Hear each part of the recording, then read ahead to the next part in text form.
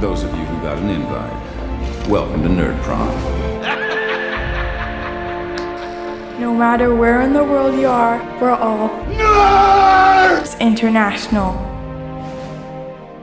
With the hyphen. What was that strange sound at the beginning there? Well, that fancy noise was our new intro, because we've got some exciting news. We've been accepted into the Nerds International Network. We have. Not that we applied for it, because we didn't think they'd want us there. No. But they were kind enough to ask us to join, and we were happy to, because, the best place out of all of it is the G Plus communities, isn't it? So. And being nerds, it's the first time we've ever been accepted. On anything. Exactly. I've always been rejected my whole life. Rejection. Take that, ex-girlfriends of the past. Look at me now. Fuck you, Dad. Nerds International, that's with a hyphen.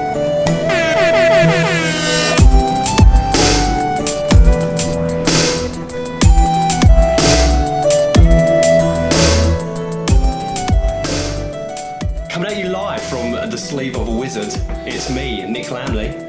And me, Harrison Hunt, aka QC Ratface. And we are... Tabletop Twats. Yes. Didn't fancy doing it this time. No. I mean, alright, on my own. This show is so packed full as always of stuff. It's going to blow your mind. And we've got a new segment called Adventure Calls, and it's going to be amazing. Yeah. But we've got what you've been slaying. We've got the update to the competition, the main subject, which this week is Savage Worlds. And then we've got Adventure Calls, the challenge bit, Fireside Tales, Electro Letters. It's a packed show, Nick. Packed show indeed. Ever professional. So strap in. Sit back. And fuck off. No, listen. Oh, listen. No, please listen. Please it. do listen. That's it.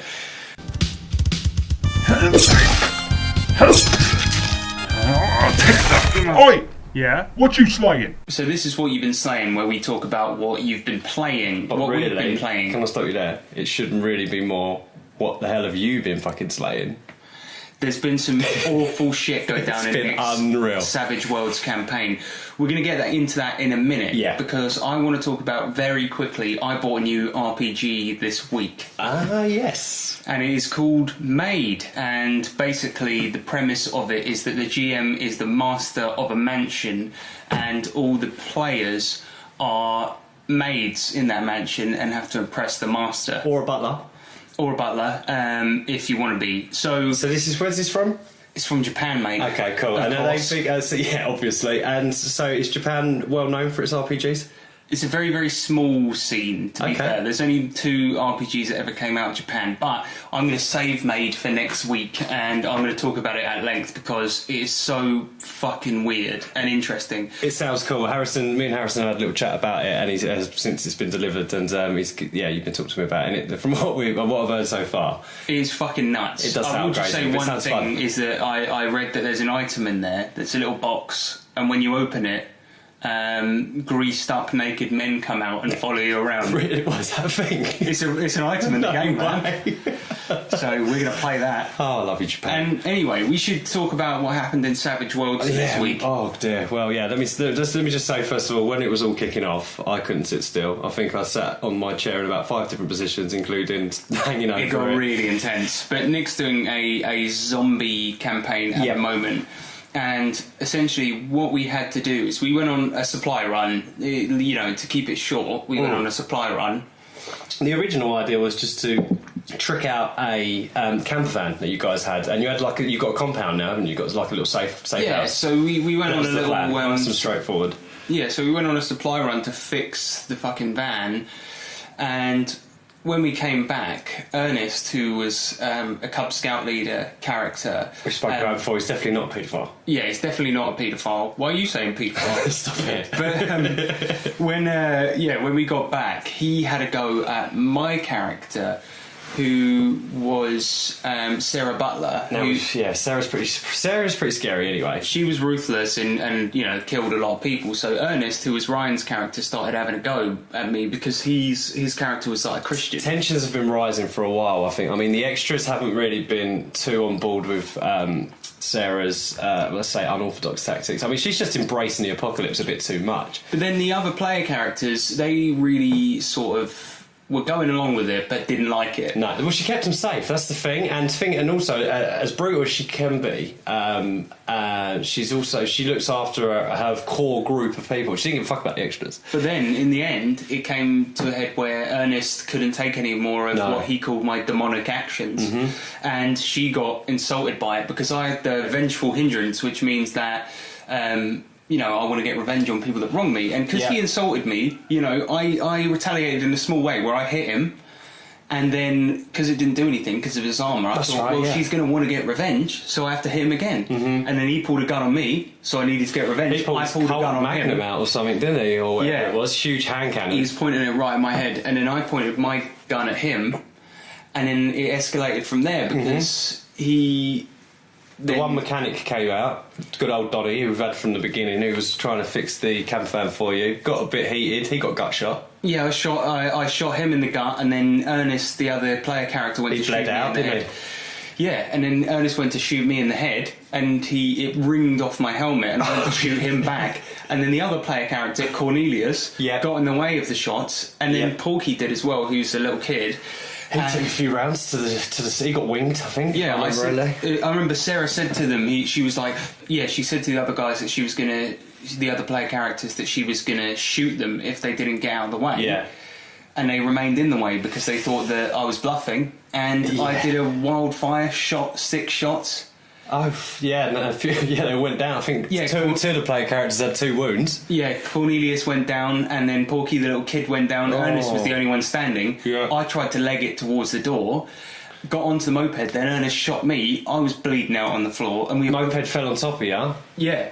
Then we were pointing our fucking guns at each other. and then, if you remember, we entered combat. So I pulled my initiative card, which meant that I got to go first. But I got the Joker. Do you remember? You pulled Joker. Yeah. So then Ernest goes, "Yeah, I'm going to shoot Sarah," and so I interrupted, and my interrupting action was to put the moped back up and then try and drive out.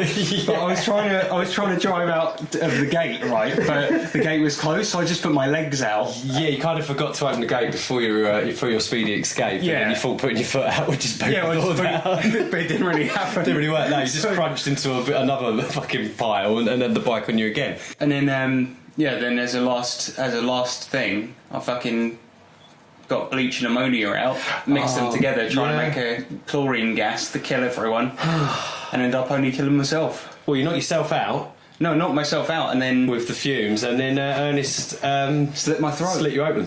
Yeah. Wow. So that was like the biggest boss fight we've had in the game yet. It was unreal, and it hasn't finished yet because we ran out of time, unfortunately, so we had to call it a night. But just as we was wrapping up, because you had only your brain hadn't been destroyed, had it? So Sarah's now just risen. The following is actual audio from the game. You kill another innocent person, this bullet's gonna be in your head, and I don't care who knows it. Listen, motherfucker. Do you want to know one fact, right? Because you fucking insulted me, and nobody fucking does that, right? So listen to me, right? Your mother is probably dead. Fuck you. No! I pulled the trigger. So we just wanted to have a quick update to the competition. Right. I always have to preface this with the fact that I really didn't try that hard with the jingle, and honestly, I'm ashamed of it.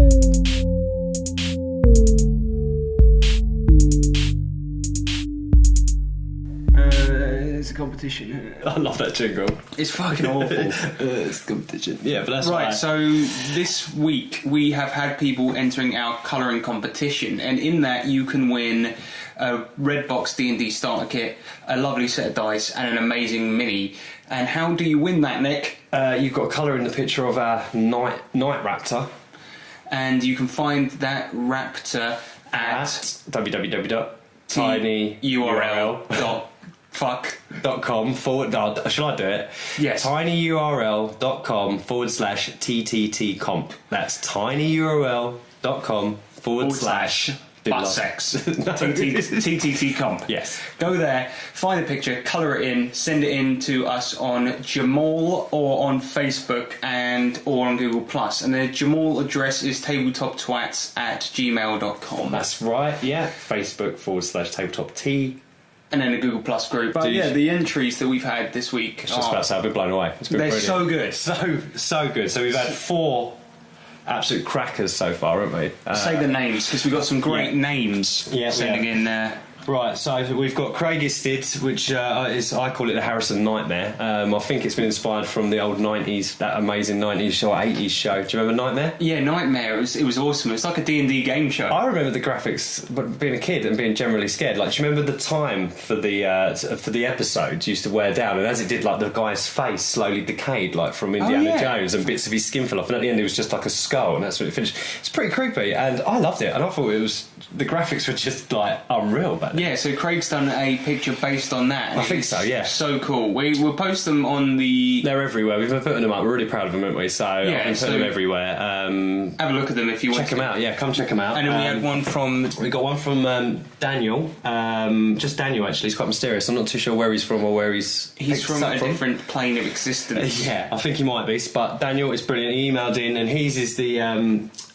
it's the one of our picture up on a wall, and there's 2 like cleaners. Oh, it's like, yeah, he's done it so it looks like graffiti, and cleaners are annoyed by it. No, one's annoyed by it. One's like fecking graffiti, and the other's like, yeah, fecking graffiti. It's brilliant. It's really good. It's very, very good. And then our last one... No, we had one from John Samuel as well. Yeah, I'm sorry, John. Which I think needs some explaining, because it's a picture of 2 people that nobody listening to this podcast will know at my wedding, one of which is my brother, and he's being pointed at by my mate Peter, and then the dinosaur knight is on the end of his finger. Yeah. But you know, it's an entry nonetheless. So I think the main thing is you tried, John. Yes.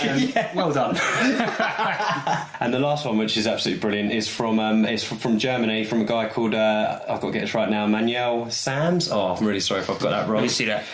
Manuel. Manuel Sams. Manuel Sambs. And that's what come all the way from Munich in Germany, and this one's brilliant as well. It's one of my favourite films. It's Fear and Loathing in Las Vegas. You got Johnny Depp and Benicio del Toro in the front of the car, and then it's the our picture has been put in rather than I think it's Tobey Maguire's is there anyway. The kid's in the back, and then the bit about the I thought his colouring actually was immense. He had scales on it and shit. It's incredible, really cool. and it's got You Can't Stop Here. This is Twat Country rather than Back Country, which I thought was brilliant. Yeah, so well done. It's great, so awesome. There's no winner yet. All right, you still got to enter. I mean, John Samuel, even you might win possibly if there's. Everyone's in for a chance. Yeah, exactly. So I mean, we've still got a week to go. So get entering. Enter us. Enter the competition. Main subject. Main subject. Sorry. So, main subject. The main subject. Exciting this one, this one. Episode is Savage Worlds. Yes. Savage Worlds is a game. And thanks for listening. See ya. It's the game we're currently playing. We spoke about it quite a bit. It's a open system, I suppose you'd call it. It's not like genre specific or anything. It's not set in fantasy like some games or whatever. It's you can do anything with it. So it's just a system, a bit like GURPS, I suppose. Generic system. Well, GURPS is another generic system. There's quite a few out there, but Savage Worlds, instead of going for a generic sort of feel of play, it sort of almost has like an action focus a little bit, because the tagline is fast, furious and fun, and the whole point of it is that you can create a character really quickly, and all of the stuff that takes place in the game is very, very easy to do, and you can just roll through it quickly. So action packed, isn't it? Yeah, so you just get stuff out of the way, boom, boom, boom. And in that respect, it's really, really good. I mean, other generic systems such as GURPS, the character creation, it's in depth and it's awesome, but it takes a long time. You got to really sit down and think about it. And in this, they kind of keep everything really broad. So it's like skills, for instance. You have things like survival, where that can encompass loads of things. It can encompass making shelter. It can encompass hunting animals. So, loads of things. So in that respect, it simplifies a lot of things in the aid of making everything a lot quicker. Definitely. And I think, especially if you're starting out GMing and stuff, it's a good one to pick up. Especially, I mean, I thought it was good for me as my first one because it's not so much to just like. I mean, the GURPS book's huge. If I just got handed that and was like, right, off you go. Not to mention the fact that the Savage Worlds book, yeah, like you said, it's really quite short. Yeah, and concise. You can buy out extra supplements to bulk it out, but the fact of the matter is that the actual book itself and the main rules are nice and simple, and you can get through it really quite easily and learn it quite easily. But not to mention the price. The price is amazing. Yeah, I mean, it's a nice little book. It's what, A5 size, so it fits in your bag. You can read it pretty quickly. Fits in your handbag. Fits in your little man handbag. And we picked it up for a tenner. Tenner I got it for, yeah. Which is, to our foreign listeners, that means 10 English pounds. So yeah, I don't know what the exchange rate is. Or as the foreign listeners might say, 10 English pounds. Pounds. That's racist. That's racist, man. Well, you always be racist. I'll just try and be a cowboy. Szia! Az én nevem Alan Rickman, és amikor épp nem a galaxis mentem meg, TableTopTwats hallgatok. What the unique way that you play Savage Worlds basically is that instead of in other games when you're leveling up a skill, you might add a plus to it. So when you roll, you always add 2. And in Savage Worlds, you just level up the dice that you roll. Yeah, that's cool. We should explain that first. So in Savage Worlds, all your skills are determined by dice type. So basically D6 is average, D4 is below average, and then so on and so forth. So if you've got a D6 in fighting, you're average in fighting. Let's put it that way. And it's quite straightforward, isn't it? You just roll a dice type for each skill or attribute you've got. And then when you level up, you just go up to the next dice type. So if you get better at fighting, you go up from a D6 to a D8, and then you have a better chance of doing well, basically. Exactly that, yeah. And also the other good thing about the dice, which is quite different to other games, is the fact that when you roll, first of all, you get the wild dice. So basically all player characters are called wild cards, which means that they're the main characters and they're a little bit special to the story and whatnot. And so for every roll they do, they get an extra D6 to roll with it. And then they pick the highest number when they roll. Out of the 2 dice. And then the other interesting thing about Savage Worlds is the fact that if you get the highest possible roll on that dice type, say for instance you're rolling a D6 and you get a 6, you then get to roll it again. This is open-ended and can carry on happening until you stop rolling the highest number. So you can get huge hits. I have to say, it makes criticals really exciting. Yeah. Or as they call it, exploding dice. Yeah. But whenever that happens, it just you know that it can go on for fucking ages. And when you know that you get a 6 3 times in a row and you have to keep rolling, everyone at the table goes fucking crazy. Yeah. It's so much fun. It's really exciting, and it's one of the best things about it. Now, the other interesting thing that Savage Worlds has got, which I like, is the Benny system. Now, do you want to explain that? Well, the Benny system is basically their reroll tokens, and you can win these by doing cool stuff in the game. Playing your hindrances, which is a big deal. Playing your hindrances, doing good role playing, maybe if you're doing a comedy campaign, a funny joke, if you're doing an action campaign, a cool stunt. Yeah, or an interlude, which is when you all got a bit of downtime, you sit down, you tell a story, and you really do a good bit of role playing to help the story along, and you get rewarded with a Benny, which is really there nice. are other systems that have the Benny system as well. Oh, really? Yeah, but it's not called the same thing. I know D&D 5th edition has something called Inspiration, and you win points of inspiration. They work exactly the same way. So it's not unique to Savage Worlds, but it certainly adds a bit more sort of action feel to it. Yeah. Because every time you fuck something up, if you've got a Benny, you can just spend that and then re-roll and choose the higher one, basically. And that makes it really, really fun, because it means that maybe people that aren't into the role-playing aspect and just want to play a game actually get into the role-playing, because they know that they can get awarded game-wise for making a cool character. Absolutely, yeah, and it's cool as well because the actual Benny is a physical thing. It's most people use poker chips. You can use anything you like, but it's quite fun because you're sitting there at your table, you've got your dice and everything, and you also got a little stack of poker chips. And I use dead prostitutes. No, that's awful. Sorry. No, I'll cut that out. Sorry, man. But this is an edge. This is an edge, right? So that means that at that moment they stopped that person doing it. He actually forgot to do it. I didn't forget. I'm not psychic. I don't know what Ryan's about to say. He said what he wanted to do. In that movement, he had to walk past me. If I said, I'm going to walk up to you, shoot you in the face. If someone had the fleet-footed thing, after I said that, I said, I've got this fleet-footed. The final bit about the Savage Worlds system is that initiative works slightly different. Yeah, that's right. So if I just explain real quick what initiative is, it's a term that's common in most role-playing games, and what initiative is... Sounds more complicated than what it is, doesn't it? Yeah, you just do a roll to determine who takes what turn in the combat. It's usually based on your character's speed. But in Savage Worlds, none of that actually happens. No, it's completely different. You just pull a card, and so the initiative is random, basically. But you can pull, if you pull a joker, it means you can take your turn whenever you want. Whenever you like, yeah, and you can interrupt anybody or anything like that. So it's quite exciting, yeah. And each round you pull another set of cards, so it's always random and goes on. Yeah. Good fun. That's basically how the Savage Worlds works. But if you want to expand your game, Nick, if you want to get more stuff to bulk out the rule book, there are supplementary materials. So there's loads of cool settings, really popular settings for Savage Worlds. Some are from Savage Worlds itself, from Pinnacle, and others from other people. Yeah, the biggest one I think Savage Worlds is famous for its own one is Deadlands. I think it was the original one. Yeah, Deadlands is, as far as I remember... It's basically a Wild West. It's just like it's basically set in the Wild West with cowboys with a big fuck ton of magic and supernatural shit going on. Oh yeah, and weird science. I saw in the book. And weird science. So which is pretty cool. Pretty cool setting. Yeah. Another really unusual one, which I really like the sounds of. Actually, I've been reading more about it recently. Is Low Life by Andy Harp, and the premise is pretty simple.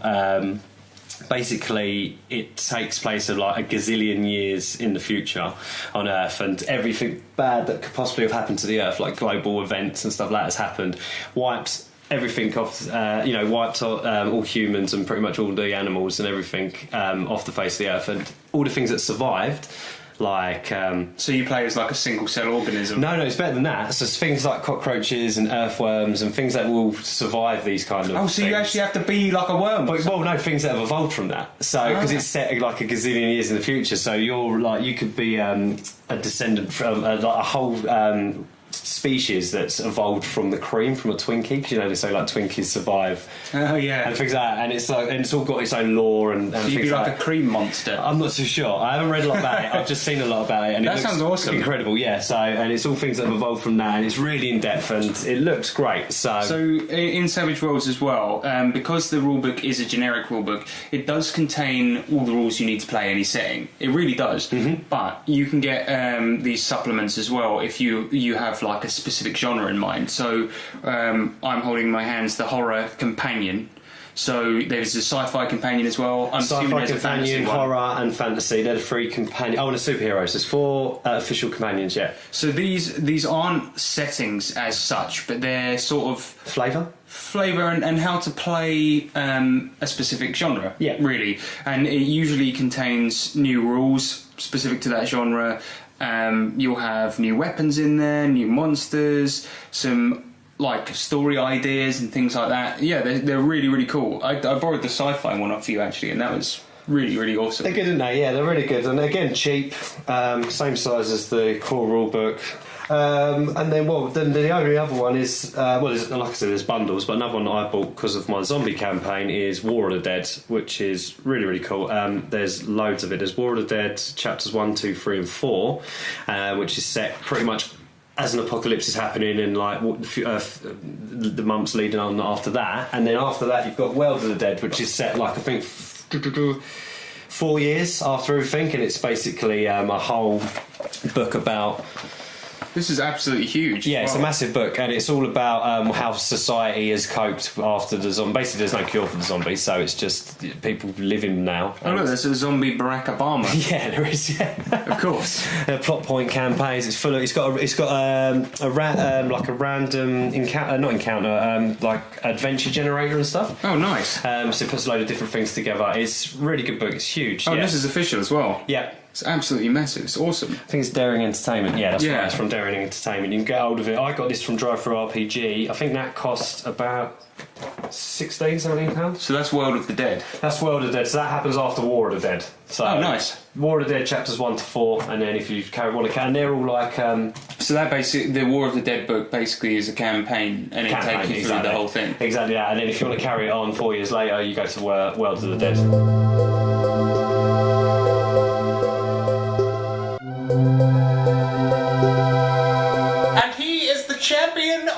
dungeon. So you lent me in the week Last Parsec, which is a sci-fi setting for Savage Worlds, and once again this one is incredibly cheap. It's about a tenner, and the quality of it is just amazing. Like the layout of the book, where they've done it in this sort of really cool sci-fi way with like a, you know, sort of futuristic fonts and stuff like that. Yeah. It's really really cool. Very blue.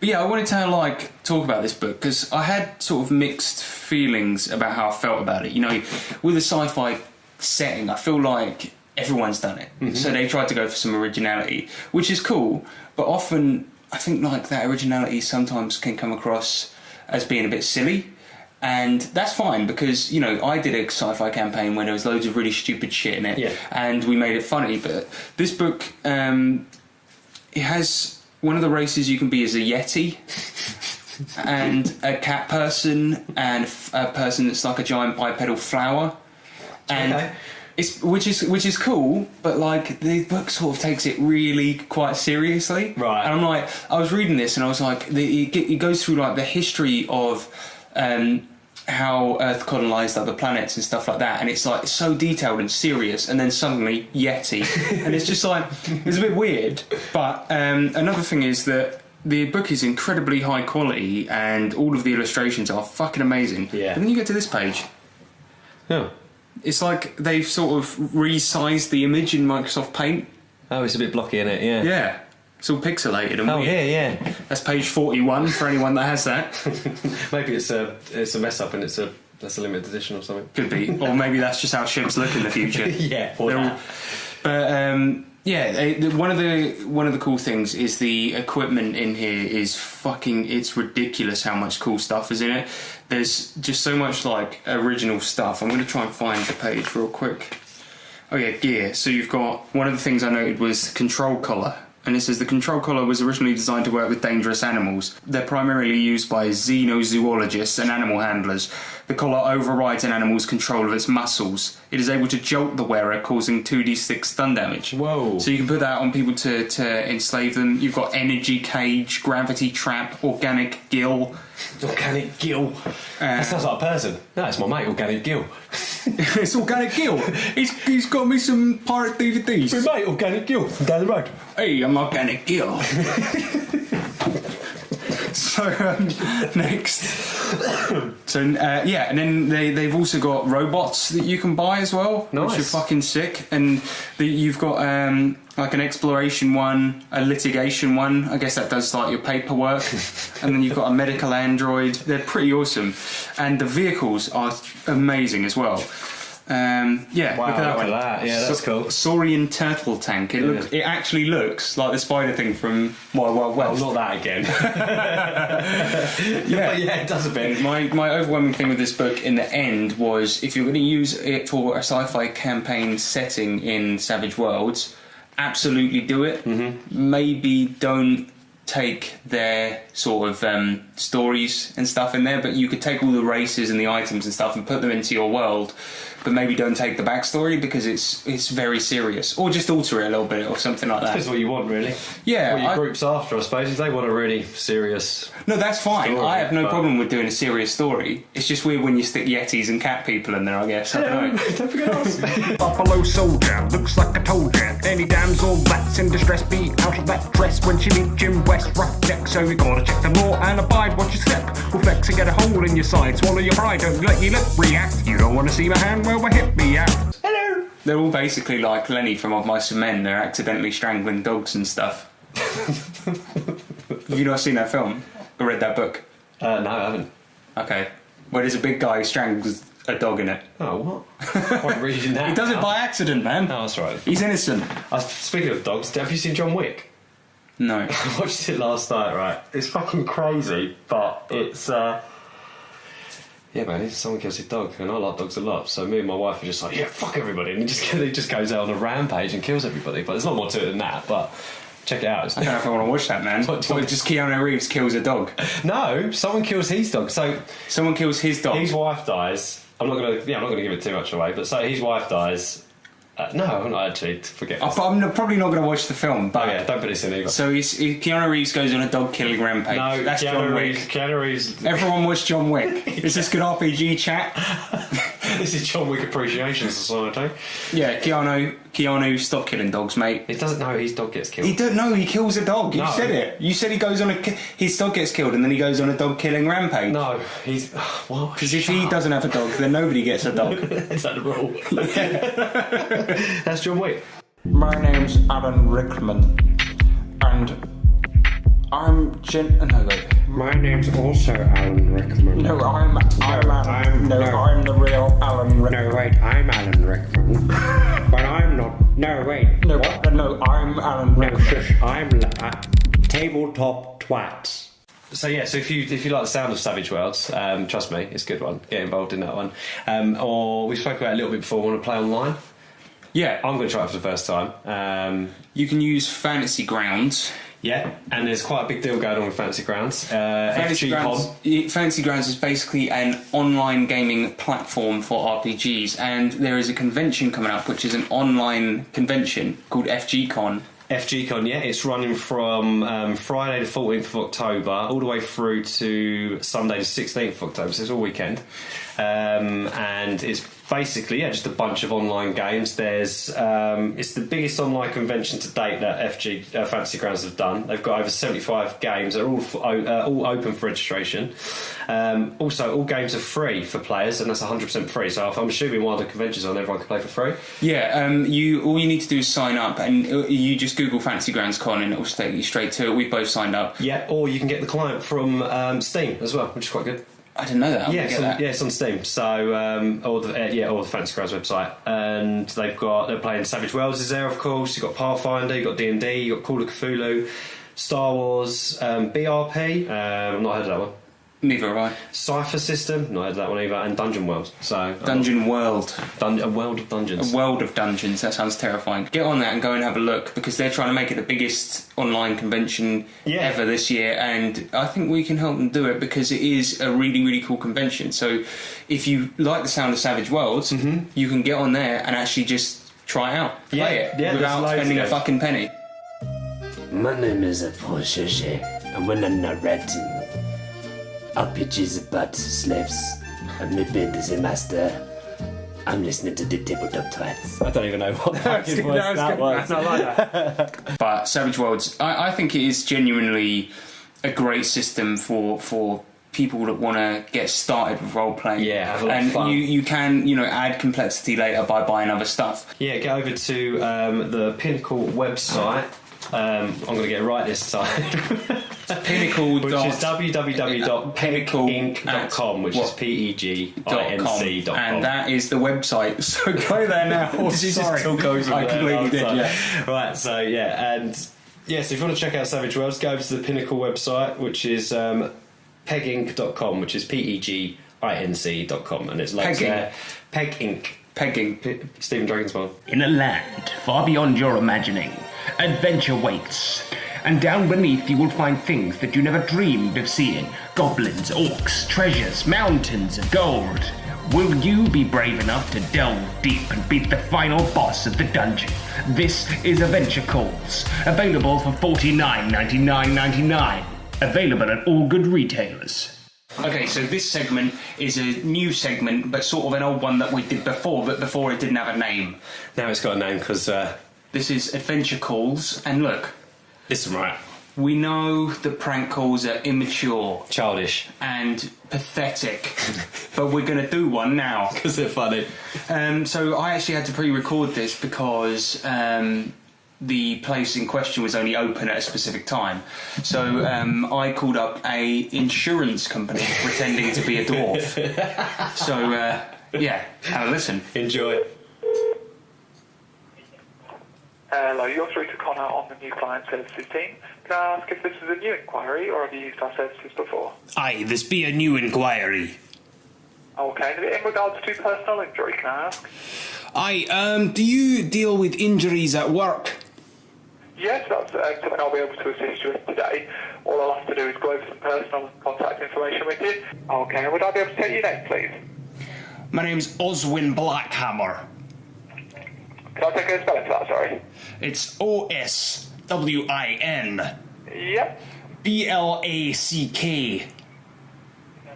And then hammer, as in hammer. Hammer as in hammer, okay. And what's the best number to contact you on there? I don't have a phone. Okay, we would need to take a... Can I take the number that you're using here? Would that be alright to use? No. No, okay. We need a number just for the solicitor to be able to contact you to process the personal injury claim for you. Phones are not invented in the time that I'm from. Okay, I've just got 2 more questions before I'll be able to take any information about the accident. Can I ask, are you a member of a work union or a federation at all? No. No, okay. And the claim is for yourself. It was you that was injured, is that correct? It was, yes. Oh, okay. So, yeah, if you'd like to give me just a brief overview of the accident and what injuries you sustained, I'll see if there's something we can help you out with. I was helping to protect the Emperor as he was caravanning off to a different village, and on the way we were attacked by orcs. I took an arrow to the knee, and now I'm unable to adventure anymore. I see. Okay, I'm sorry to hear that. Unfortunately, not something that we'll be able to help you out with here. I would suggest potentially getting in touch with... some wizards? Yes, no, that would be a good thing to handle. Unfortunately, I won't be able to help you out today, Oswin, okay? The problem with wizards is they can be tricksy, though. They know ways of doing stuff, and you can never trust them. Was this not correct, my man? Yeah, I can confirm that, but I'm afraid I will have to end the call, Oswin, okay? Okay, if you're ever in need of bodyguarding, then give me a call. I will do, thank you. Best of luck. Thank you, sir.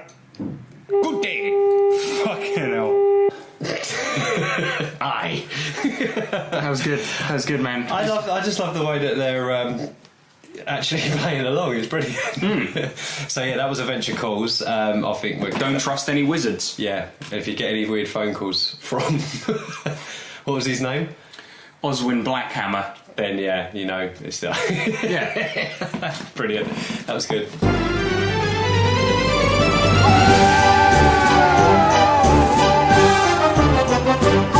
You can't make an omelette without killing a few kids. Okay, so this bit is the challenge bit. We don't have a name for it yet. Challenge bit, yeah, we're working on that one. The challenge room. Welcome to the challenge room. And this week we've only got one challenge. I'm going to issue a challenge to Nick, and it is a Savage Worlds quiz. Oh shit! So this is Dragon or Blaggin'. It's a game that we played before, and this week it comes in the form of a Savage Worlds quiz. So I've had a look through the book of Savage Worlds, and I've come up with some questions for you. I've made up a bunch of shit, and you have to guess which the real one is. Yeah. Okay, so question 1. In Savage Worlds, obviously, you have combat maneuvers, and these are different actions that you can perform while in combat. And I have written some down. Yeah. You have to guess which one is the real combat maneuver from the book. Mm-hmm. Okay, is it Wild Attack, Punt in the Conch, Opportunity Strikes, Slam Sandwich, or Sweeping Attack? It's the first one, Wild Attack. You're correct. Yes. Well done, that's 1 point. Okay, which one of these is a real beast from the bestiary in Savage Worlds? Ooh, okay. Okay, Chomp King, Clothesline Monster, Harbinger of Destruction, Wang Jangler, or Small Cat? I know how dangerous some small cats can be. Oh, shit. I'm going to need to push you for time. I think it's what was that, Harbinger of Destruction? Wrong. Ah. It was Small Cat. Oh shit! How did I miss that one? Also in Savage Worlds you have edges, and these are cool things that your character has. They can be abilities or personality types or things like that. Which one is the real edge from Savage Worlds? Okay. Is it the Shocker, Two-Fisted, Ham Doctor, Killer Insect, or Leader of Women? Oh, Ham Doctor. Did you say? I did say Ham Doctor. What was the one before Ham Doctor? No, Two-Fisted. I'm going to go Two-Fisted. Correct. Yes. It is Two-Fisted. I like Ham Doctor though. Okay, next one. Which one is the real spell from the book? Okay. Okay, is it Thunderclap, Chunder Blunder, Spectral Butt Sex, Puppet, or Smite Monster? I'm going to say Puppet. Correct. Yes! Oh, mate, you're too good at this. Okay, so the next one is I've got the taglines of various Savage World settings. Right, okay, and you have to guess the setting from the tagline. So let's go through these quickly. So, Mars needs heroes. Is that from Mars? 18 something? Oh, I can't remember the last bit. It's from Mars. It's an old one, really, really old Savage World setting. Unfortunately, I'm going to have to push you for an answer, mate. It's Mars like 1881 or something like that. You're close. It's Space 1889. Ah, shit. Okay, this one. Stalk the creatures of the night or become one.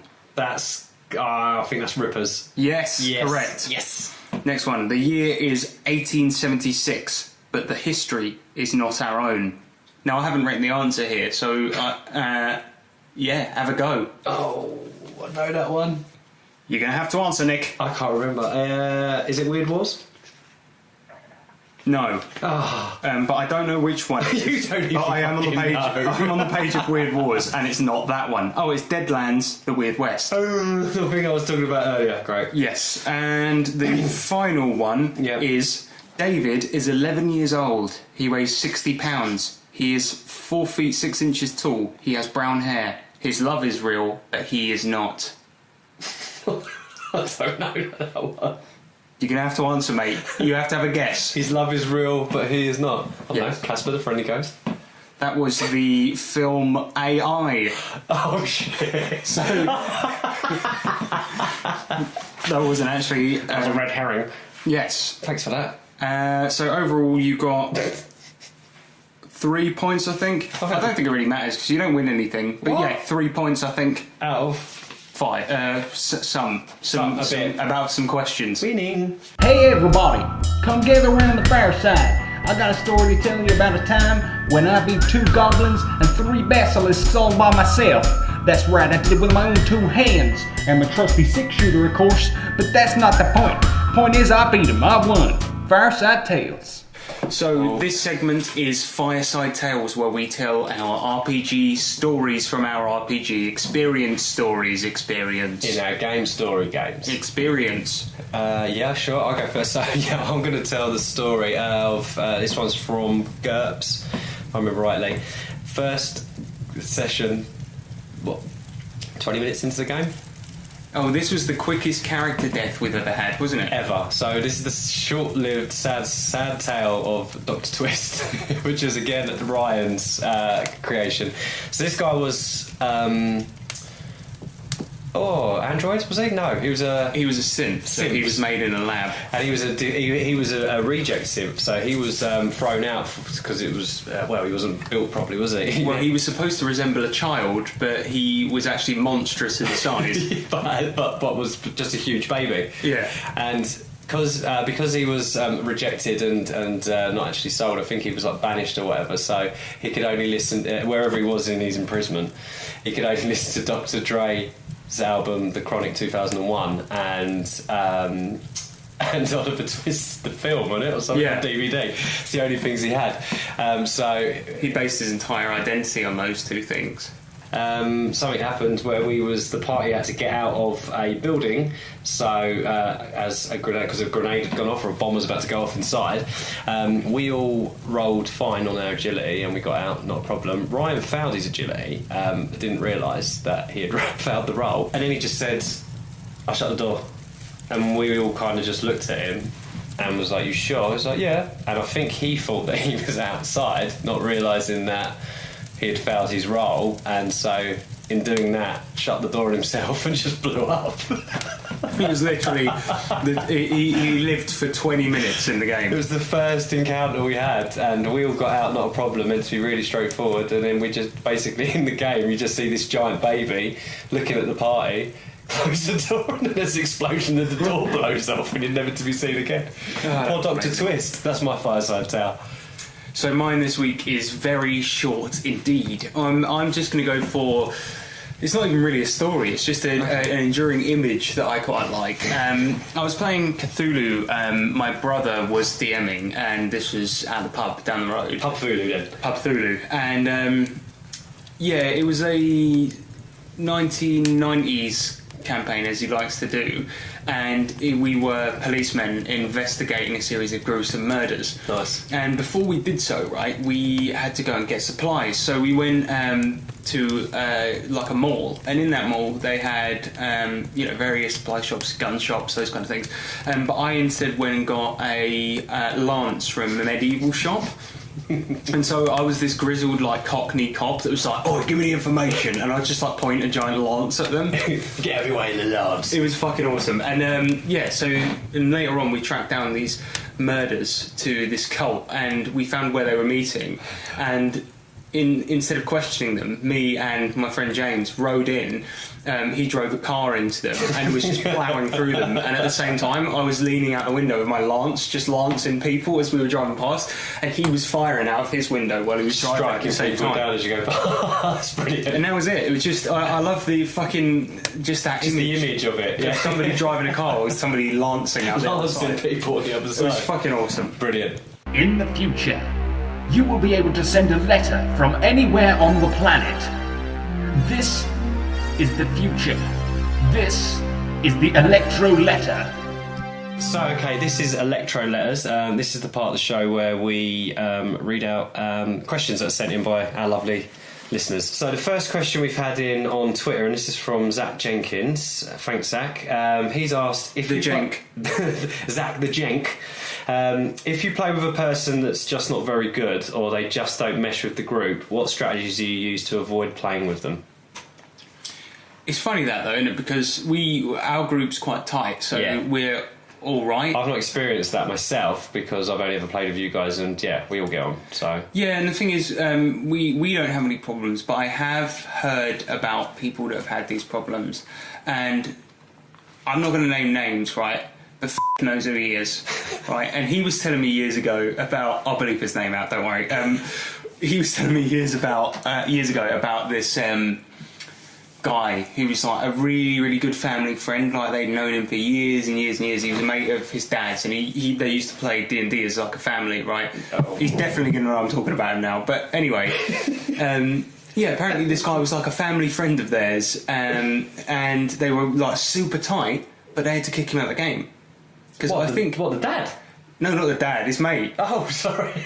But they were quite tight mates, but they had to kick him out because he was drinking and causing havoc at the games. I don't know, I never got the details, but I'm sure I like to picture just him throwing his dice about and I think like getting in fights with people over stuff. He's like, "What do you mean it only got a plus D6 on that fucking... What's in that chest? What? Nah, mate, try again. Try again. I know there's something more than gold there. Do I have to shake you down? Yeah, so that's one way of getting rid of him. Just tell him not to turn up.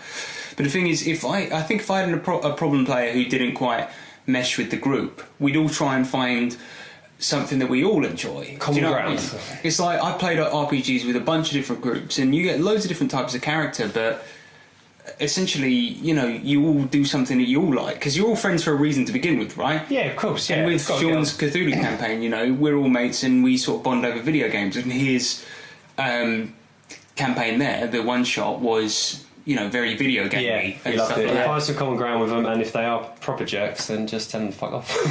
Yeah, exactly. That's what I'd say. Speaking of Ryan, though, who is one of our regular gaming group, I have got a message from his missus. Oh.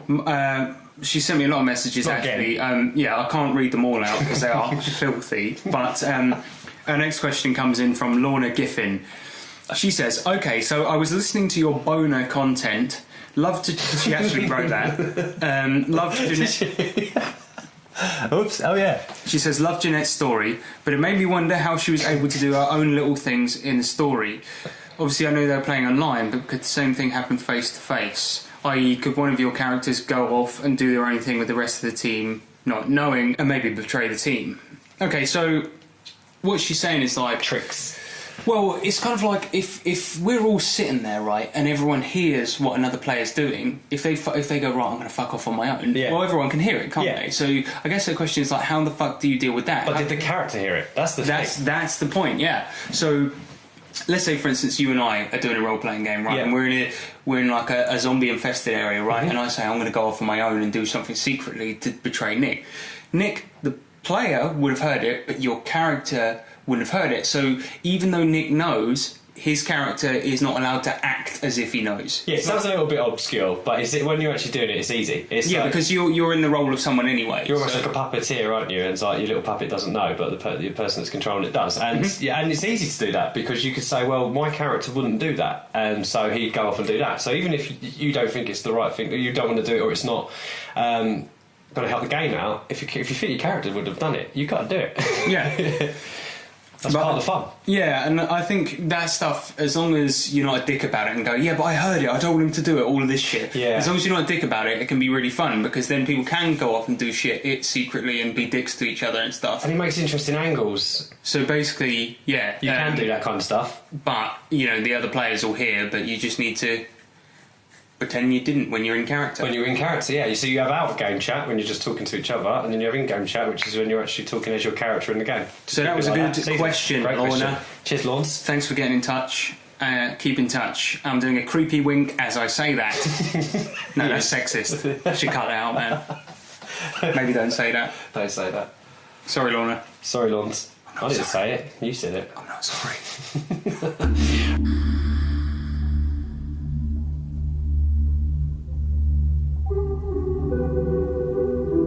Now it's time for the final battle. Magic missile! Okay, our next question's coming on Facebook from Peter Beckett. His first question is, can you never have James Pumpkin Clark on as a guest again? Done. Yeah, no, that's fine. I think, the thing is, though, we shouldn't really read that question because I sense it was racially motivated. Really? Yes. Okay, we'll leave that one. No, I shouldn't leave that in because people will think that Peter's a racist. No, that's true. Yeah, I don't want to give him a hate. Disclaimer, Peter is not a racist and James is Asian. Start again. No, I'm keeping that in there. It's so bad. And number 2, have you ever lent a spare set of dice to another player? If so, have they become unlucky? And do you guys believe in unlucky dice? We do. We believe in misbehaving dice. Yeah, like you have to punish the dice if they do bad, and then they'll do good later. Yeah, so you put them away in a box. You put them away, yeah. You banish them into your little box, and you get another dice out if they're misbehaving. You know what? I don't think we've watched closely enough to see if they've come unlucky immediately after somebody's used them. That's true. And lending other sets of dice, only if someone's forgot a set, but generally no, because we all have our own sets, don't we? Yeah, exactly. But I mean, have you ever used somebody's dice, say for instance, and then the week later their house is burnt down or something like that? That's an unlucky dice, isn't it? Yeah, I can't say, do you want to borrow one of my D6s? No, they call you a week later and you're like, where's my fucking dice, man? He's like, my house burnt down. So yeah, great question. Thank you, Pete. Okay. Cheers, Beckett. Yeah. Next question's coming from G Plus Communities over at the network, Matt Stark. Matty's asked, since I've just started playing Savage Worlds in April, I'm relatively new to the system. I've run games for my local group and played in lots of others, but I often have a hard time creating pre-gen characters for the one-shots I create. How do you handle character generation and NPC generation? Do you know what? I think my favoured way, right? Yeah. Is just before I start a session, just have a few people in mind that you want to base them off, because you don't want to be creating if you're doing a one shot and you're keeping it short, most of the time, unless they're an important character, you don't want to be creating these really, really deep ones. You just want them to be 5 minutes, yeah. quickly memorable and just think of like one personality trait. And the easiest way to do this is go through your office or where you work and remember who's where and just go through them in a line. And nice. So you go, okay, they need an NPC, what's she like? And you go, it's Janine from reception. Yeah. And then you think about when you sit on your desk and then there's the guy that sits next to you. Oh, he's the next guy they meet. And that's the easiest way to do it, because really, really easy. You see your work colleagues all the time and you get to know them a bit too well. So you can come up on the spot with a character that seems pretty genuine. Acts and stuff. Yeah, that's true. Yeah, that's a really good way to think about it. I like that.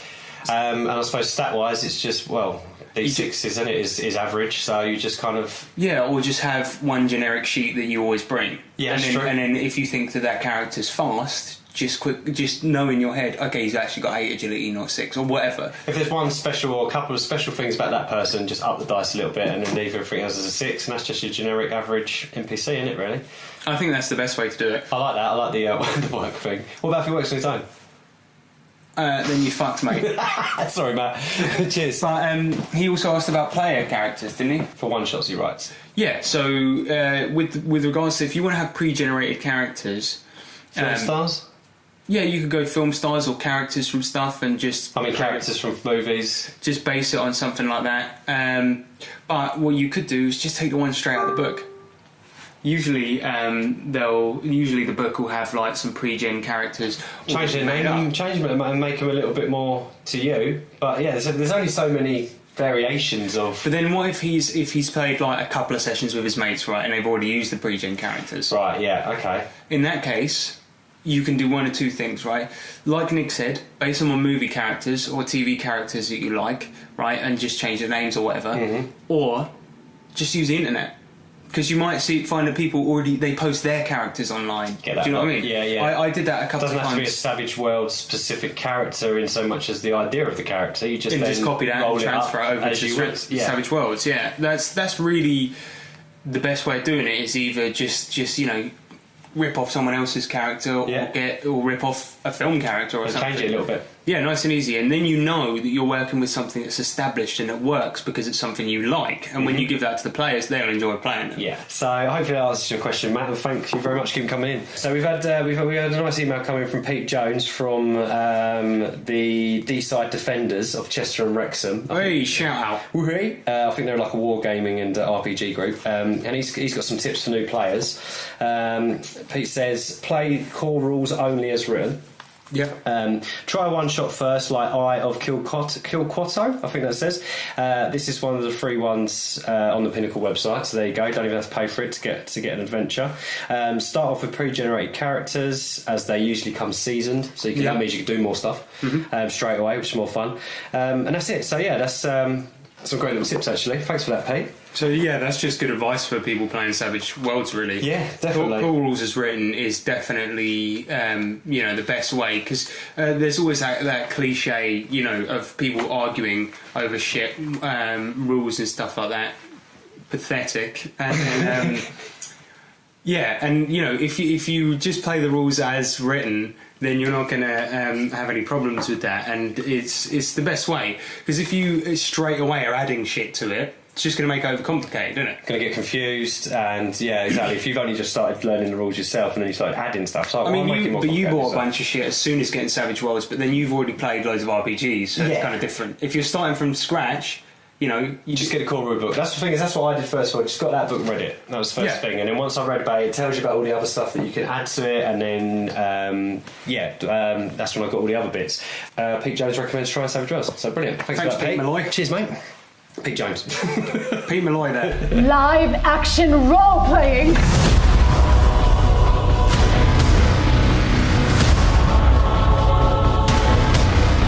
Block your thunderbolt. 3,000 in a critical. Dark out critical. Thunder! Thy art slain. Gary Gaza. The Manimal. Gaza sent us a question. Gaz always sends us a question. The Big Mac. The Manimal. He asks, what settings have you played? We have played... Nick's setting.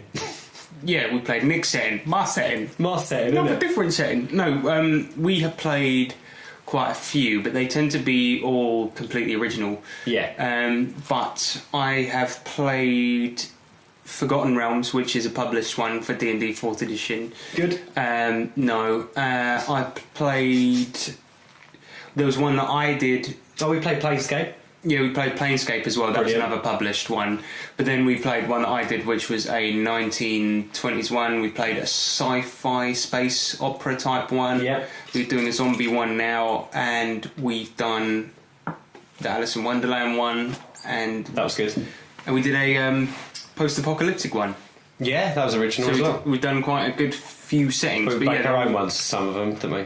We like making our own ones. Yeah, we usually make our own ones, so we haven't played too many published ones, but we're trying to change that. We are going to start doing some though. Yeah. Cool. Okay, his next question is, why have you not foregone every other system for this one, the best of them all? So he's a Savage Worlds fanboy. To be honest, I'm too new to it to want to play one system. I want to play everything. Well, yeah, I love Savage Worlds. I think it's great, but the thing is I like playing different games. Me too. Regardless of how good Savage Worlds is, and it is very good. I want to play some rubbish games as well, just so I can go, yeah, they are rubbish. Well, I think that's basically why I bought Made. Oh, I think Made's going to be good though. I think it does. Stay tuned. Made's going to be good. Made is going to be good. I think it's going to be great. Yeah, like I love playing different games. I think it makes it like expands your horizons. It's good. I want to play lots. But the thing is, with Savage Worlds, obviously there's loads of settings, but there's loads of settings for GURPS and things like that. So it just depends on what system you use, really. Savage Worlds is amazing, but I like using different ones. But we'll definitely come back and do more Savage Worlds ones and things like that. We just keep it. I think it's fun to change it each time we change GM, and then it keeps everything new. And well, we usually changed it based on the setting for whatever's best for that type of setting. That's true. What the person wants to do, yeah. You know, Savage Worlds can be used for a myriad of settings, but get things like GURPS, which is a generic system. I don't think I'd ever do an action type game on it, or I don't think I would do a fantasy one. But it's for just sci-fi, doing it. I think it's funny you should say that. Actually, I think GURPS has just done a fantasy Kickstarter. I don't know what it's going to be like, but I don't know. I don't know if I'd use GURPS for that. But nonetheless, it was good for sci-fi, and it was really good, yeah. They made Car Wars, which is a Mad Max type game, which is try that. a GURPS expansion. So. Yeah, I mean, there's different systems for different things. That's the way I see it. But I know some people just like to play Savage Worlds, and that's fine. For different folks. Yeah. Exactly. Do what you want. Do what you want. Savage.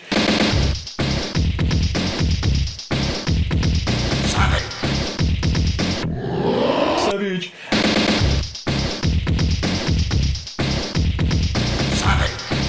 Right, his next question is a three-parter. Here we go. Oh, fuck. Have you had any good butt sex lately? Yes, but Okay, there was a cut intro from the last episode where I said something bad about Nick's mum, and Nick made me take it out. I'm not going to put it in the episode, but if you want it, email us and I'll send it to you. No, I will. No, I might. you can't. No, okay, I won't. No. Email us. Who was the lucky fella? Oh, very funny. And the third one is, are the butt sex jokes getting old? No, because keep them coming. James said it. You like to say it all the time, so there you go. Did the new laptop come? Yes, it did. So I'm looking forward to. Wait, did you talk about your new laptop in the last episode? No, what I was talking. No, not at all. I'm on G Plus. I was saying that I wanted to get on to the Fantasy Grounds thing, but obviously my laptop died just as I wanted to get on it. So Gary's using our podcast as a method for communicating just with you. Talk about. And you're responding, telling him about the laptop. Now's not the time, Gary. It's true, Gaz. We're busy. Have you signed up to play any FGCon games yet? Not yet. We're doing it. We're doing it, but I can't work a computer despite editing the podcast. I'm shit at I didn't have a computer.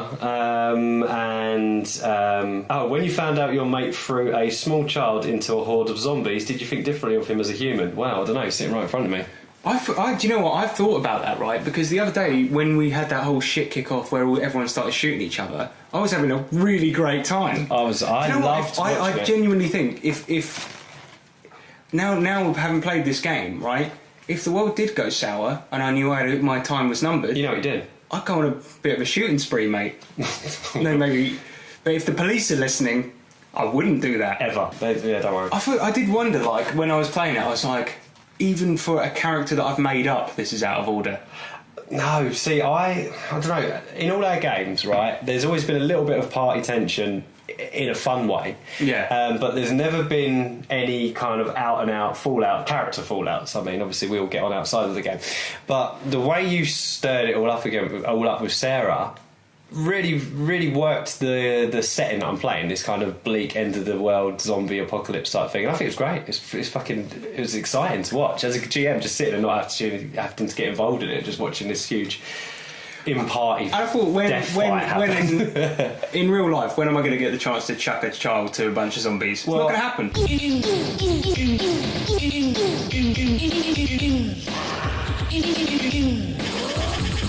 And his last question is, this is a good one. His last question is, last week's snacks question, you mentioned crisps, nibbles and chocolate. What the fuck is a nibble? Yeah, I forgot. Maybe that's like a British thing. Nibbles are like...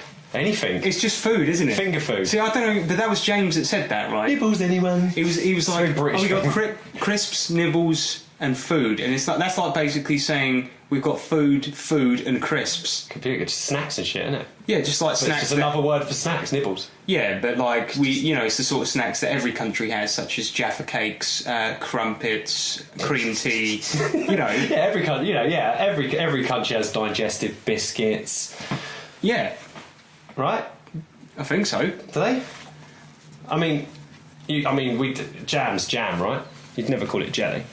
Not unless you're a massive. No. Stop it. Okay, so next question is coming from Jeanette Gerard from G+, and hi Jenny. Hey Jen. So she said, so when are you going to do a podcast on Fantasy Grounds? It has the most amazing tools for running Savage Worlds. I think we've spoken about this quite a lot, and we definitely want to host a podcast, play session where fans can get involved, and we'll record it and release it as bonus content. We don't know when that's going to be, but definitely we're going to do that. We're looking into it, aren't we? So we're looking into it. There's a lot of red tape with We'd like Fantasy Grounds. to play with the dorks. We just need to work out times in it because we've got a bit of a time difference. Over Exactly, Here. So, yeah, but so- it is going to happen. It's in the pipeline, so we just got to get that sorted. But we will. And then she's also got another question. So she said that bit out. Of course, the character dying is very much part of gaming. You just roll a new character and go on, right? So, have you ever encountered difficulty with the expectation that your new character would just be a re-rolled version of your old character? Well, me, no, I don't think so. Personally, when a character dies, if I lose a character, I wouldn't then want to think, I just want to make a variation of that same character, because it's boring, right? If your character's died, that gives you carte blanche to go mad and start a new character and come in with a whole completely different angle. Yeah, I mean, I was doing something completely different if I changed character. James died every week, and he went through characters like. Oh God, yeah. I go through. His body count was unreal, bless him. No, shut up. And he basically had. What did he have? A builder, followed by a robot.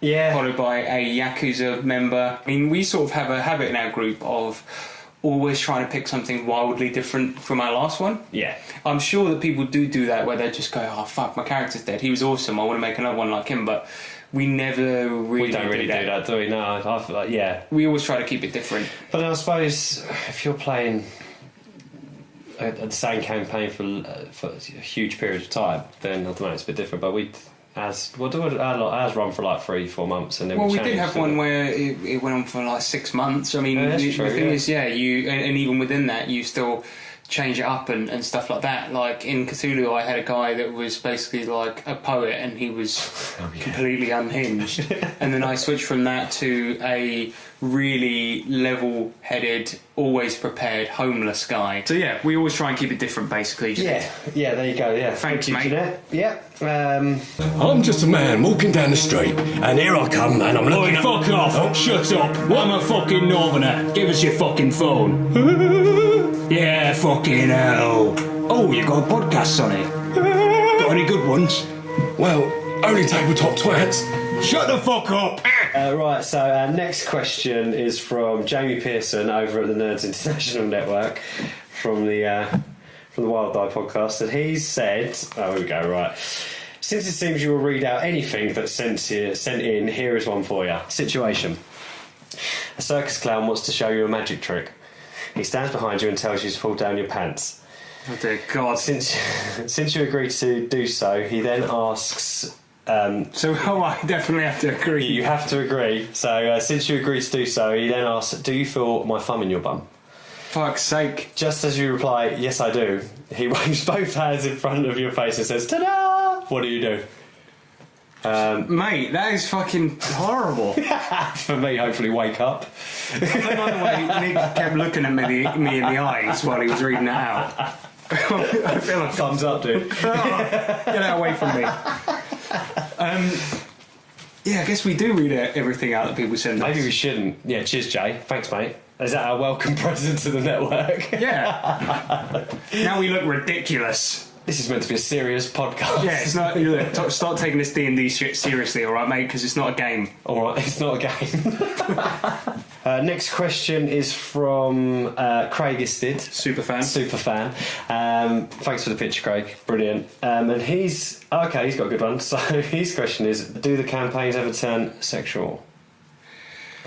The thing is, right? No.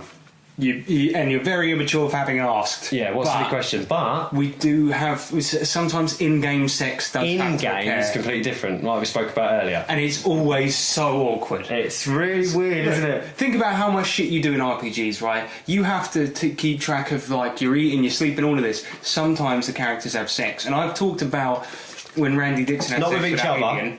No, that's not happened. That would be fucking super weird. That would be weird. So this is the party with NPCs. Let's just straighten that. Let's just clear that up. No, we're not having sex with each other every week, right? But one thing that happened was, remember, during we were doing an Alice in Wonderland campaign. It was like a dark, fucked up version of Alice in Wonderland that in Pathfinder. And and they got transferred there against their will. And at one point, they get to the Queen of Hearts, and she has a massive raging lady hard-on for Colin, their gnome, and she says that she won't let them pass unless he has sex with her, right? Times, right? And what I thought was, okay, either the party is going to kill her, or they're going to convince her otherwise, or they're going to give her a fat stack of cash. She was adamant, though. I never thought that you guys were actually going to do it, and then she really wanted to rip a piece of Colin off, didn't she? Yeah, and then Ryan was like, "Okay, Colin." He was shitting it. He really didn't want to do it, did he? Yeah, and all of us were sitting there just like, "Oh, this is so awkward." And we were just like, "Ryan, roll for your performance," and he rolls his like, I can't remember. No. If you remember rightly, first of all, didn't we have to roll to see how well equipped Colin was? Oh yeah. No, yeah, first of all he rolled what was it, charisma, to see how big his wang was. Yeah, his weenus. And then then he rolled for his performance, and all of us were just like, it was so cringy. Oh god, it was so cringy. After a successful fail happens, the DM has to go okay, you swing it in with your axe and it comes down as a crushing blow. And it was like, with that bit I was just like, do I have to describe it? And my brother was like, Harrison, you got to do it, mate. And all of us were like looking really awkwardly at each other, and I went, you perform well. Okay, let's move on. Yeah. And we've had another question from Eric. That's Eric Lamoureux. Mr. Lamoureux. The lamb slice, number 2.0. Lamoureux. Why do you have to use deck of cards for initiative? That's so stupid. I agree. Do you think so? A little bit. I prefer rolling. I like it. Well, I like rolling for initiative because I think it's ever so slightly more realistic, because you get the bonuses of your character's speed taken into account. Right. But that being said, I thought I was going to mind the card initiative a lot more than I did, and in fact when we started doing it and it was just completely random, it doesn't actually affect me. And the that Joker's much. pretty cool. Yeah, exactly. So I think it's pretty decent. Yeah. And that's why. Yeah, there you go. And he said, do you play the Benny Hill theme tune when running a chase? Not yet, but why not? We haven't had a chase yet. No, we haven't done a chase. Not in this campaign, but now definitely. We have had chases before, but not in this one. Is that like a bit racist, though, to say that about English people, Benny Hill? I think so, yeah. Yeah, let's bang out. We don't all listen to Benny Hill. Actually, and when we run, that song doesn't automatically play. Just because when I was a kid I had Benny Hill videos and watched them all the time. Oh, I knew it. I know, it's sad, isn't it? So big thank you to everyone that sent a question in. Thank you. Keep them coming in. We love answering them. Exactly, we really do. And we will read out anything. And as Jamie pointed out, we are absolutely desperate for fans and for people to listen. So send us anything in and we'll read it out. Should we make that pact? What if people started sending like hate speech? No, we're not going to read anything out, but we might though. We probably will. Send it in, we'll see. Depends if it's a slow week. I can't do it. So, as we mentioned before, we are now part of the Nerds International Group of Nerds. Network. Yes. With a hyphen. With a hyphen. That's important. So, Google them. They're awesome guys. And they do various podcasts. And the one we're going to mention this week that we really like is... Gathering of Dorks. The Gathering of Dorks. And what are they all about? It's just bunch. We spoke about it a little bit before this. Yeah, it's just a bunch of guys, and they play through different games, and they film. I think it's live playthroughs, and you can get into the chat with them and chat live to them while they're playing and stuff like that. And they just all have a laugh, have a few beers, and play RPGs. And online. Incredibly funny as well. On Fantasy Grounds as well. So if you do want to have a look at how Fantasy Grounds works, what we've been talking about, go onto their YouTube or on the Geek G Plus of the Gathering of Dorks, and you'll see all their stuff on there, and you can see how Fantasy Grounds actually runs. So check out the Gathering of Dorks. They're good guys. They're good people. Good people. Nice to meet you. My name's John Wick. I kill dogs every day because I'm sick. Up my sleeve, I've got a gun. So if you have a dog, you better run. So let's say, for instance, you have listened to this podcast and you think those guys sound like great guys, really handsome. I want to go for a beer with them. How do you get in touch, Nick? How do? I'll tell you how.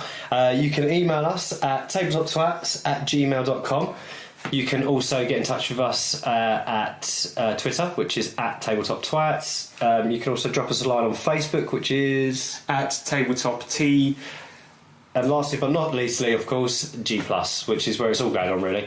And come to our page on G+, you just search us, or come over to the Nerds International community, and we're on there as well. So, additionally, if you want to get in touch with just Nick, his address is number 37.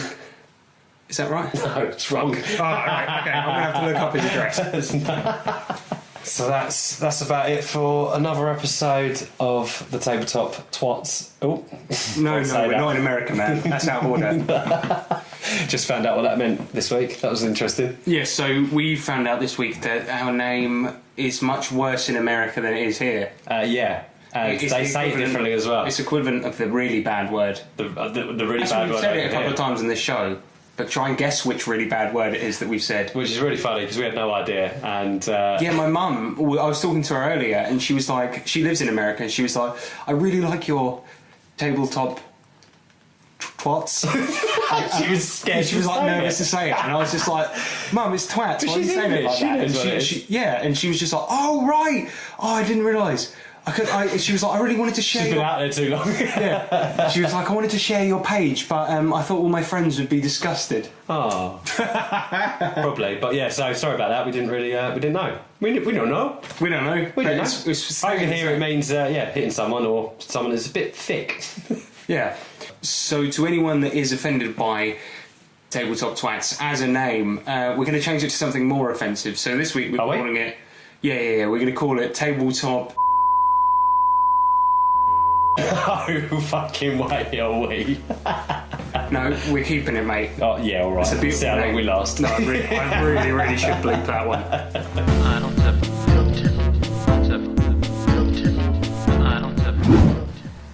Previously on Tabletop Twats.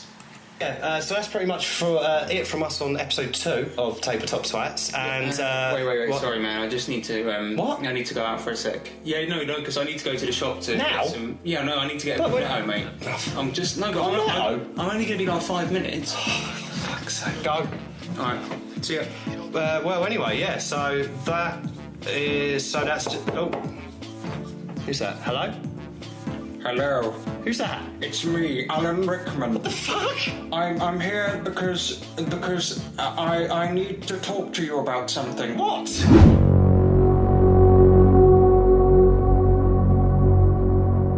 Okay, Al, I think you can come out now, mate. I think he's gone. Oh, thank God. It was so cramped in that bloody cupboard. Anyway, listen, Alan, aren't you kind of supposed to be dead? Dead? No. But taken 1,000 years into the future by the space government's Department of Anti-Galactic Terrorism based on my work in the Harry Potter movies, which they believe to be fact? Yes. Whoa. What's Harry Potter? What do you mean you've never seen... what, is it famous? I've seen Galaxy Quest, Love Actually. They were pretty good. Thanks. Anyway, that's not the point. I'm here to warn you about a grave and terrible danger. That Harrison that you do this stupid cast pod with is actually a space criminal. What? No way, Harrison. Way, Nick. Very way indeed. Let me show you. Into the portal.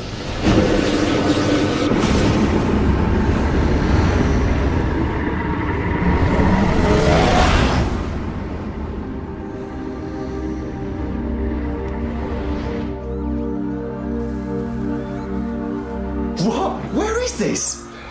Your Earth, in 1,003 years. This is the work of your friend Harrison. Is that? Yes, Hitler. Or more accurately, Hitlers. You see, in the future, he's a crime boss, and he created an army of mega Hitlers and set the world ablaze. But how? How can one scrawny chimp man have all that power? He gained immense influence by ruthlessly seizing control of most of the world's organized crime, then used his connections to gain a vast array of unfathomably cataclysmic materials. Using these, he not only created his army, but developed technology to make human cells rapidly repair, making himself near unkillable. Come on. Back through the portal. Hey! Shut up. Oh.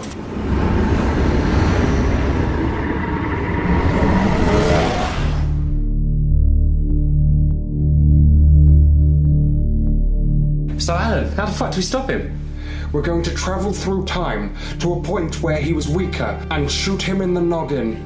Yeah, that sounds easy. It won't be, you idiot. Oh, but if we mess up, we'll just go back in time again and try again. It's easy, right?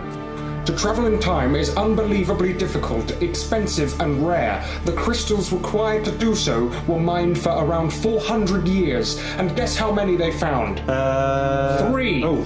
And I wasted 1 showing you that dramatic vision of your unbuggered Earth. And it's an inexact science. So when we travel, we can end up at Harrison's birth, or when he was actually at his most powerful. Right. Shall we go? Yeah, man, let's do this.